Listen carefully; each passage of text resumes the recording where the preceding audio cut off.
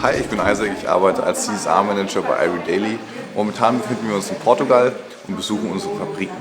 In allen Fabriken reden wir natürlich mit den Arbeiterinnen, reden mit dem Fabrikmanagement. Long business relationship, high leverage in the factory, transparent wages because we see the labor minute costing from you, good communication, organic cotton, recycled polyester, which is all very good.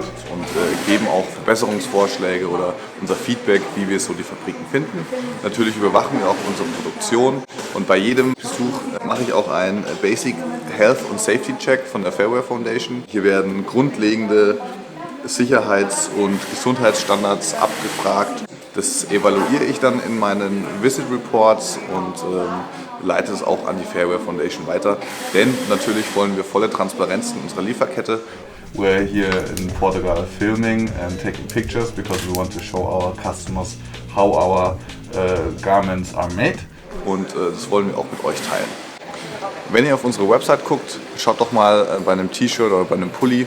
Da seht ihr neben der Produktbeschreibung auch die Herkunft des Produkts, heißt den Fabriknamen mit Adresse. In Zukunft werden wir euch noch transparenter. So right now it's only the name and the location, but for the future we would like to have a picture involved and some additional information über unsere Produktionsstätten informieren.